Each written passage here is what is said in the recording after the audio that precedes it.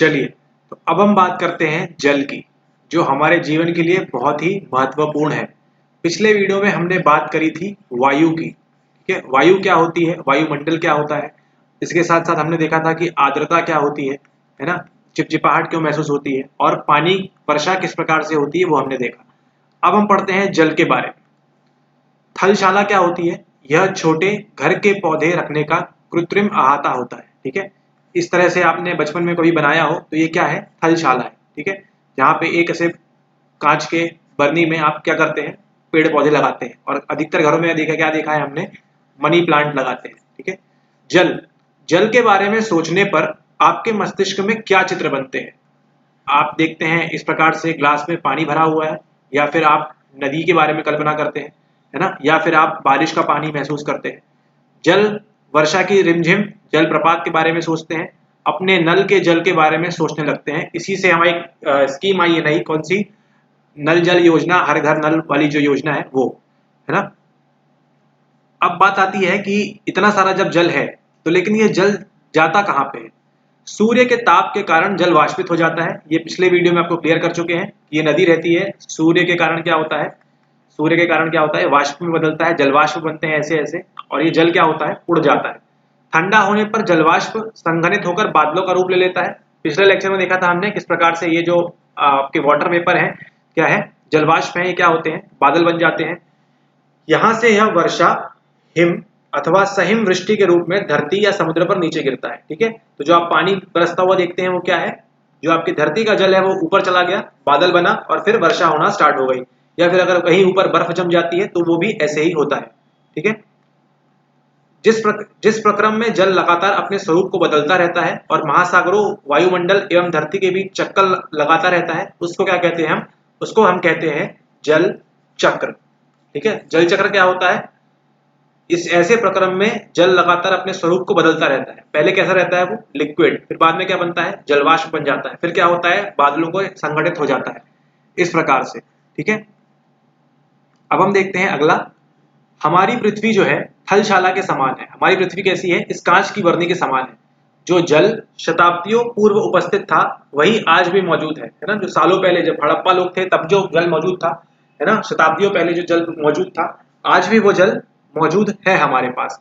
ठीक है, जिस जल का प्रयोग आज हम हरियाणा के खेत में सिंचाई के लिए कर रहे हैं, हो सकता है कि वह सैकड़ों वर्ष पहले अमेजन नदी में बहता हो। ठीक है, तो हो सकता है अमेजन नदी है, वहां से क्या हुआ होगा? जलवाष्प बना होगा, बादल आते आते आते आते आते आते आते आते यहाँ पे आ गए होंगे भारत में, और आज हिमाचल में या हरियाणा में पानी गिरता होगा। ठीक है ना। इसी के साथ साथ अलवण जल के, है ना, मुख्य स्रोत क्या है? अलवण जल मतलब ताजा, है ना, फ्रेश। नदी, ताल, सोते एवं हिमनद, है ना। नदी में आपको मिलता है, तालाब में, सोते में, और हिमनद में आपको क्या मिलता है? ग्लेशियर जो होते हैं उसमें क्या मिलता है आपको? अलवण जल मिलता है। महासागरों एवं समुद्र का जल कैसा होता है? लवणीय होता है ना। महासागर में आप महासागर का पानी पीते हैं क्या? नहीं, आप नदी का पानी पीते हैं। ठीक है, वहां का कैसा होता है उसमें? और समुद्रों में कैसा? समुद्र का पानी हम क्या बोलते हैं? खारा होता है ना। कभी पी के दिखाइए एक बोतल समुद्र का पानी, तो इसका मतलब क्या है? लवणीय है।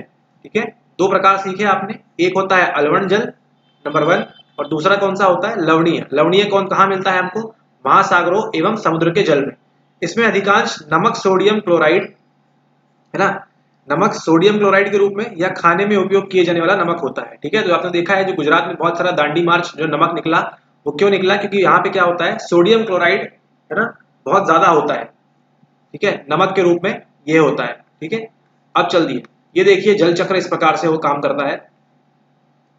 ये देखिए यहाँ पे, यहाँ से क्या हुआ? वाष्पीकरण स्टार्ट हुआ, यहाँ गया गया गया गया, बालों का संघनन यहाँ पे बन गया, फिर क्या हुआ? वर्षा हुई, है ना, वर्षा में पानी बह बह के फिर कहाँ? नदी में आ गया, और फिर से इसका वाष्पीकरण स्टार्ट हो गया। तो इस प्रकार से हमारा जल चक्र चलता है।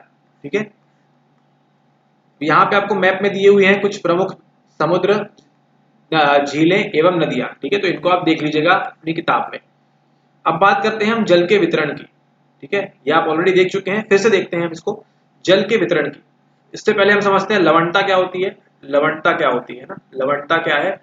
1000 ग्राम जल, 1000 ग्राम जल में मौजूद नमक की मात्रा होती है। मतलब 1000 ग्राम जल में कितना नमक मौजूद है, उस वो किसको क्या कहेंगे हम? लवणता कहेंगे, ना, कितना खारा है। महासागरों की औसत लवणता कितनी होती है? 35 भाग प्रति 1000 ग्राम, मतलब प्रति 1000 में कितना भाग होगा इसका? 35वां, है ना, 35वां भाग प्रत्येक 1000 में। ठीक है, इसी के साथ साथ इजराइल के मृत सागर, डेड सी, है ना, डेड सी मृत सागर कहाँ पे है? इजराइल में है। कि मृत सागर में 340 ग्राम प्रति लीटर, है ना, यहाँ कितना है? यहाँ सिर्फ 35 ग्राम, 35वां भाग, यहाँ पे कितना है? 340 ग्राम है। ठीक है, प्रति लीटर, मतलब 1000 ग्राम पे कितना है? 350 लगभग ग्राम यहाँ पे है। ठीक है, लवणता होती है। तैराक इसमें प्लव कर सकते हैं क्योंकि नमक की अधिकता इसे सघन बना देती है। ठीक है, इसलिए यहाँ कोई मरता नहीं है। चलिए अब हम बात करते हैं जल का वितरण किस प्रकार से। हमने देखा वायु में क्या था, पहले यहाँ पे एक मंडल था, दूसरा फिर मंडल था, तीसरा मंडल, इस प्रकार से 5 मंडलों में बटा हुआ था। अब हम बात करते हैं हमारे जल की। हम सभी जानते हैं कि पृथ्वी की सतह का 3/4 भाग जल से ढका हुआ है। यदि धरती का पर थल की अपेक्षा जल अधिक है तो अनेक देशों में जल की कमी का सामना क्यों करना पड़ता है, और आज इंडिया में, भारत में भी हमको क्या करना पड़ता है? जल की कमी का सामना। ठीक है, अगर हम बात करें जल की तो इस प्रकार से कुछ इसका कंपोजिशन है। महासागरों में कितना जल है? 97.3%। बर्फ में के रूप में कितना जमा हुआ है? 2.0%। ग्राउंड वाटर, भूमि में कितना जल है हमारी? 0.68%। झीलों का अलवण जल कितना है? 0.009। नमकीन झीलें कितनी हैं? 0.009। वायुमंडल कितना है? 0.0019। और नदियां में कितना है? 0.001। तो हम सिर्फ इतना ही पानी लगभग पीते हैं। ठीक है, तो सोचिए जितना हमको पानी पीने मिलता है तो पूरे दुनिया में, पृथ्वी में कितना जल होगा। ठीक है, तो इस प्रकार से हमने देखा किस प्रकार के जल होते हैं हमारे पास। महासागरों में जल है, बर्फ के जो छत्रक बने हुए हैं उनमें जल है, भूमि जो हमारी धरती के नीचे जल है उसकी बात हो रही है, झीलों का जो अलवण जल है उसकी बात हो रही है, स्थलीय समुद्र जो जगह जगह पे होते हैं उसकी बात हो रही है, नमकीन झीलें जो होती हैं वहां की बात हो रही है, वायुमंडल में जितना पानी है उसकी बात हो रही है, और नदियों में जितना पानी है ना। तो इन प्रकार से मिलकर क्या हुआ है? जल का इस प्रकार से डिवीजन हुआ है। ठीक है, अब देखिए जीवन के लिए क्या अधिक है? जल अत्यधिक आवश्यक है। प्यासे होने पर केवल जल ही हमारी प्यास बुझा सकता है। तो क्या आप समुद्र का पानी पिएंगे? नहीं।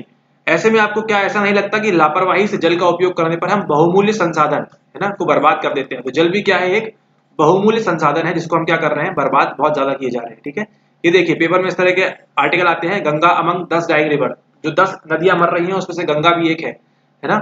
Many major rivers in danger of drying out. तो आजकल क्या देखते हैं, जब ट्रेन से कहीं जाते हैं तो कहीं कहीं क्या होता है? बोर्ड लगा होता है कि यहाँ पे ये नदी है, लेकिन जो नदी होती है वहां पे क्या दिखती है हमको?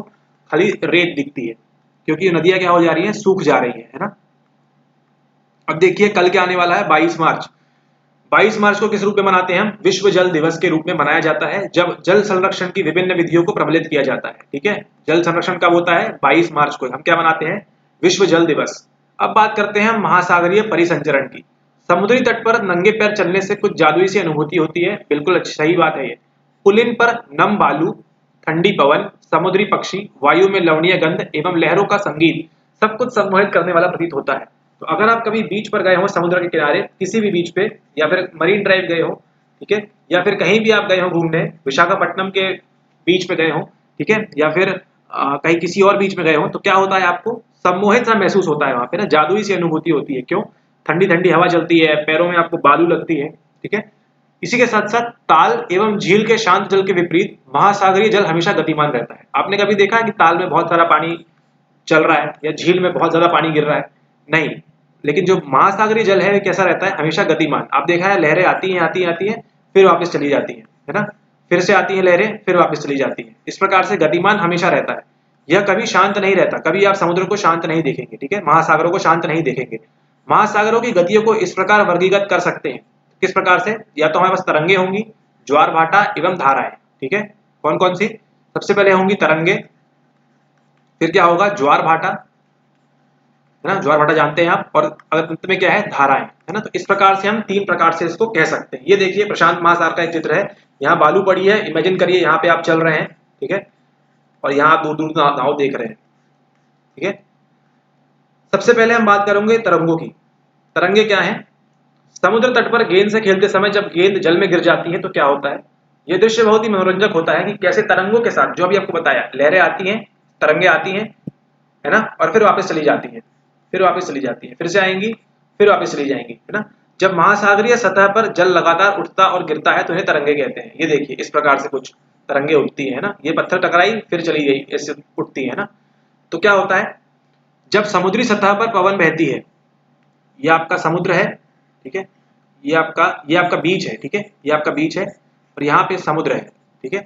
यहाँ पे क्या होगा, यहाँ से ऊपर क्या है, हवा चलती है, ये तो पानी है, लेकिन पानी के ऊपर क्या है, हवा चलती है ना, पवन बहती है। तो जब पवन अपने साथ क्या करती है, यहाँ पत्थर रखे हुए हैं, ठीक है, अपने साथ ये पवन लेके आती है पानी को, यहाँ पे टकराते हैं, उछलते हैं और तरंगे उत्पन्न होती है। जितनी तेज पवन बहती है तरंगे भी उतनी ही बड़ी होती जाती है ना, आपने देखा होगा कभी, ठीक है। तूफान में तेज वायु चलने पर क्या होता है, विशाल तरंगे उत्पन्न होती है। जब तूफान आता है तो क्या होता है, विशाल तरंगे उत्पन्न होती है। इनके कारण अत्यधिक विनाश हो सकता है। भूकंप, ज्वालामुखी उद्गार या जल के नीचे भूस्खलन के कारण महासागरीय जल अत्यधिक विस्थापित होता है, ठीक है। भूकंप के कारण ज्वालामुखी अगर में फट जाए तो उसके कारण, या जल के नीचे भूस्खलन हो जाए तो क्या होगा, जो महासागरों का जल है क्या होता है, विस्थापित ज्यादा हो जाता है ना। इसके परिणाम स्वरूप 15 मीटर तक की ऊंचाई वाली विशाल ज्वारीय तरंगे उठ सकती हैं। मतलब 15 मीटर ऊंचाई तक आप जो तरंगे देखते हैं इतनी इतनी उठती हैं, पत्थरों से आकर टकरा के चली जाती हैं। अब वो कितनी उठ रही हैं, अब वो 15 मीटर उठ रही है ना। इन जो विशाल ज्वारीय तरंगे उठ सकती हैं, जिसे हम क्या कहते हैं, सुनामी कहते हैं, जो हमारे कब आई थी, 26 दिसंबर 2004 को। हिंद कहाँ पे, हिंद महासागर में देखा था। हिंद महासागर कहाँ है, आपको मालूम है नक्शे में, ठीक है। अब तक का सबसे विशाल सुनामी है, कितना था, 150 मीटर मापा गया था। ये तरंगे कितनी थी, 700 किलोमीटर प्रति घंटे से अधिक गति, मतलब बुलेट ट्रेन से भी तेज रफ्तार से इतनी तेज गति आई थी इनमें, ठीक है। 2004 के सुनामी से भारत के तटीय क्षेत्रों में अत्यधिक विनाश हुआ। तटीय क्षेत्र कौन से हैं, आप सब समझ सकते हैं ना, यहाँ पे अधिक विनाश हुआ। सुनामी के बाद क्या हुआ, अंडमान और निकोबार द्वीप समूह में इंदिरा पॉइंट डूब गया। यहाँ पे क्या है, अंडमान एंड निकोबार है, यहाँ पे है इंदिरा पॉइंट, जो क्या हो गया, समुद्र सुनामी के कारण पूरी तरह से डूब गया। अब देखते हैं सुनामी क्या है। सुनामी जापानी भाषा का एक शब्द है, इसका अर्थ है पोताश्रय तरंगे, क्योंकि सुनामी आने पर पोताश्रय जो है नष्ट हो जाते हैं। इस बारे में आप पढ़ सकते हैं सुनामी के बारे में यहाँ पे।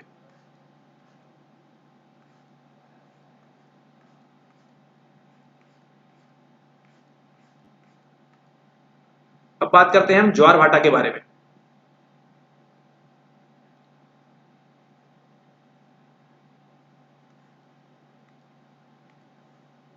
ज्वार भाटा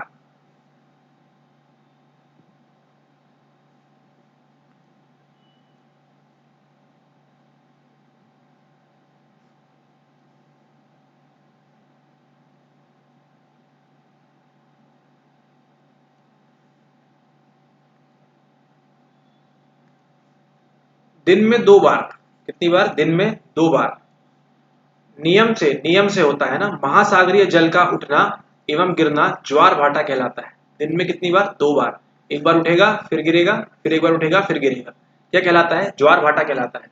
कितनी बार होगा, दिन में 2 बार। जब सर्वाधिक ऊंचाई तक उठकर जल तट के बड़े हिस्से को डुबो देता है तब उसे ज्वार कहते हैं। जब जल अपने निम्नतम स्तर पर आ जाता है, वह तट से पीछे चला जाता है, उसे क्या कहते हैं, भाटा कहते हैं, ठीक है। अब यहाँ देखिए होता क्यों है ये, इसको ध्यान से देखिएगा। सूर्य एवं चंद्रमा के शक्तिशाली गुरुत्वाकर्षण बल के कारण पृथ्वी की सतह पर ज्वार भाटे आते हैं, ठीक है। ये देखिए, जब पृथ्वी का जल चंद्रमा के निकट होता है, पृथ्वी का जल कैसा होता है, चंद्रमा के निकट होता है, उस समय चंद्रमा के गुरुत्वाकर्षण बल से जल आकर्षित होता है, अभिकर्षित होता है। यहाँ पे ये खींच रहा है अपनी तरफ चंद्रमा, और यहाँ से सूर्य अपनी तरफ खींच रहा है, ठीक है, जिसके कारण उच्च ज्वार आते हैं। पूर्णिमा एवं अमावस्या के दिनों में जब क्या होगी, 15 दिन में पूर्णिमा चांद क्लियर दिखेगा, और जब अमावस्या में क्या हो, चांद बिल्कुल नहीं दिखेगा, है ना, के दिनों में सूर्य, चंद्रमा एवं पृथ्वी तीनों एक सीध में होते हैं, और इस समय सबसे ऊंचे ज्वार उठते हैं, ठीक है। तो पूर्णिमा और अमावस्या में कभी आप बीच के किनारे जाएं तो हाँ देखिएगा क्या उठेगा, ज्वार भाटा काफी तेज उठेगा। इस ज्वार को क्या कहते हैं, बृहद ज्वार कहते हैं। ये तीनों किस एक लाइन में है, यहाँ पे भी तीनों एक लाइन में है, ठीक है ना। लेकिन जब चांद अपने प्रथम एवं अंतिम चतुर्थांश में होता है तो चांद एवं सूर्य का गुरुत्वाकर्षण बल विपरीत दिशाओं से महासागरीय जल पर पड़ता है। परिणाम स्वरूप निम्न ज्वार भाटा आता है। ऐसे ज्वार को लघु ज्वार भाटा कहते हैं, ठीक है। अब यहां देखिए लघु ज्वार भाटा एवं बृहद ज्वार भाटा, ये देख लिया हमने। क्या करते हैं, गुरुत्वाकर्षण बल से अपनी ओर खींचते हैं, इस प्रकार से ये लहरें, इस प्रकार से तरंगे उठती हैं। उच्च ज्वार नौ संचालन में सहायक होता है। ये जल स्तर को तट की ऊंचाई तक पहुंचाते हैं। ये जहाज को बंदरगाह तक पहुंचाने में सहायक होते हैं। तो जो भी शिप्स वगैरह आती हैं कब आती हैं, इसी टाइम पे आती हैं जब क्या हो, इनको सहायता मिले, है ना। उच्च ज्वार मछली पकड़ने में भी मदद करते हैं। तो जब भी क्या होगा, उच्च ज्वार होगा, है ना, तो क्या होगा, मछलियां जल्दी पकड़ने में आएंगी। उच्च ज्वार के दौरान अनेक मछलियां तट के निकट आ जाती हैं, है ना। उच्च ज्वार जब होता है तो क्या होता है, जो मछलियां हैं वो तट के निकट आ जाती हैं और मछुआरे यहीं पे पकड़ लेते हैं, इतना अंदर जाके नहीं पकड़ते हैं उनको ना। इसके फलस्वरूप मछुआरे बिना कठिनाई के मछलियां पकड़ लेते हैं। कुछ स्थानों पर ज्वार भाटे से होने वाले जल के उतार चढ़ाव का उपयोग विद्युत उत्पन्न करने के लिए किया जाता है। तो कहीं कहीं क्या कर रहे हैं, वो इलेक्ट्रिसिटी भी बना रहे हैं, ठीक है। ये आप करके देखिएगा, मजा आएगा आपको करने में। एक बाल्टी को नल के पानी से 3/4 भरे, बाल्टी के एक और निमज्जन छड़ डालकर पानी को गर्म करें, है ना, जो गर्म रॉड होती है उससे गर्म करना है। दूसरी ओर फ्रिज से निकली बर्फ डालें, एक बूंद लाल स्याही डालकर संवहन की प्रक्रिया के द्वारा धारा के मार्ग का निरीक्षण कीजिए। इसको आप करके देखिएगा, आपको मजा आएगा। अब हम बात करते हैं किसकी, महासागरीय धाराओं की, है ना। महासागरीय धाराएं क्या होती हैं? महासागरीय धाराएं निश्चित, अभी हमने क्या देख लिया, हमने देख लिया तरंगे, है ना, कैसे आती हैं, वापस आती हैं, फिर वापस जाती हैं। फिर हमने क्या देखा, ज्वार भाटा, दिन में 2 बार क्या होता है, पानी एक ऊपर उठता है, एक बार नीचे रह जाता है ना, सतह पे। तो मछलियां आती हैं उच्च ज्वार के दौरान, है ना। ये क्यों होता है, क्योंकि जो गुरुत्वाकर्षण बल है सूर्य का और चंद्रमा का, उसके कारण, है ना। अब देखते हैं महासागरीय धाराएं। महासागरीय धाराएं निश्चित दिशा में महासागरीय सतह पर नियमित रूप से बहने वाली जल की धाराएं होती हैं, नियमित बहती हैं। महासागरीय धाराएं गर्म हो सकती हैं या ठंडी भी हो सकती हैं। सामान्यतः गर्म महासागरीय धाराएं भूमध्य रेखा के निकट उत्पन्न होती है। कहाँ पे होती है? भूमध्य रेखा के निकट, एवं ध्रुवों की ओर प्रवाहित होती है। महासागरीय धाराएं, ये आपका इक्वेटर है, ये आपका कौन सा है, विषुववृत्त वृत्त है, 0 डिग्री, है ना। तो ये किस तरफ उठती है, ध्रुवों की ओर प्रवाहित होती है ना, ध्रुवों की ओर प्रवाहित होती है इस तरह से। ये दक्षिण में जाएगी या उत्तर में जाएगी, ठीक है। ठंडी धाराएं ध्रुवों या उच्च अक्षांशों से उष्णकटिबंधीय या निम्न अक्षांशों की प्रवाहित होती है। गर्म जो है कहाँ जाएगी, ये भूमध्य रेखा है, गर्म कहाँ जाएगी, ध्रुवों की तरफ जाएगी। और जो ठंडी है वो कहाँ आएगी, ध्रुवों से आपके जो पहले आपने पढ़ के रखा है उष्णकटिबंधीय या निम्न अक्षांशों की ओर प्रवाहित होती है ना। ये जो धाराएं हैं महासागरीय धाराएं, मतलब पानी, ठंडा पानी ऊपर से नीचे आएगा और गर्म पानी नीचे से ऊपर जाएगा। यह गर्म पानी नीचे से ऊपर ध्रुवों की तरफ जाएगा, ठीक है। लेब्राडोर महासागरीय धाराएं शीत जल धाराएं होती हैं। तो लेब्राडोर करंट जो है, लेब्राडोर धाराएं जो हैं वो कैसी हैं, शीत जल धाराएं, ठंडी। जबकि जो गल्फ स्ट्रीम करंट है, जो गल्फ स्ट्रीम कौन सी धारा है, गर्म धारा है। तो बताइए लेब्राडोर किस तरफ बहेगी, ऊपर से नीचे या नीचे से ऊपर? और जो गल्फ स्ट्रीम है वो कहाँ बहेगी, नीचे से ऊपर बहेगी या ऊपर से नीचे? इसको आप बताइए। महासागरीय धाराएं किसी क्षेत्र के तापमान को प्रभावित करती हैं, ठीक है। तो जो धाराएं हैं किसको प्रभावित करती है, किसी भी क्षेत्र के तापमान को प्रभावित करती हैं। गर्म धाराओं से स्थलीय सतह का तापमान गर्म हो जाता है। जिस स्थान पर गर्म एवं शीत जल धाराएं मिलती हैं वह स्थान विश्व भर में सर्वोत्तम मत्स्य क्षेत्र माना जाता है, ठीक है। तो सोचिए जहां से ऊपर से ठंडी धारा आ रही है, नीचे से गर्म धारा, तो यहाँ पे सबसे ज्यादा क्या मिलेगी हमको, मछलियां मिलेंगी, ठीक है ना। ये स्थान कैसा होता है, विश्व भर में सर्वोत्तम मत्स्य क्षेत्र माना जाता है। कहाँ मिलता है हमको, जापान के आसपास, जापान के आसपास यहाँ पे, एवं उत्तर अमेरिका के पूर्वी तटों के पास इसके कुछ उदाहरण है, ठीक है। ये कौन सी धारा है, ये है महासागरीय धाराएं। ये देखिए यहाँ पे आप थोड़ा सा देखिए ध्यान से, जहां गर्म एवं ठंडी जल धाराएं मिलती हैं वहां कोहरे वाला मौसम बनता है। इसके फलस्वरूप नौ संचालन में बाधा उत्पन्न होती है, ठीक है। तो मछलियां मिलेंगी लेकिन क्या होगा, वहां पे दिक्कत आएगी। अब देखते हैं हम धाराओं को देखते हैं, ठीक है। इसके उत्तर आपको देना है सबके, है ना। वर्षण क्या होता है, जल चक्र क्या है, इसे हमने क्लियर डिस्कस कर लिया है। समुद्री जल नमकीन होता है, हाँ या नहीं, है ना, इसके कारण बताना है आपको, ठीक है। अब देखते हैं थोड़ी सी धाराओं को देख लें हम। ये देखिए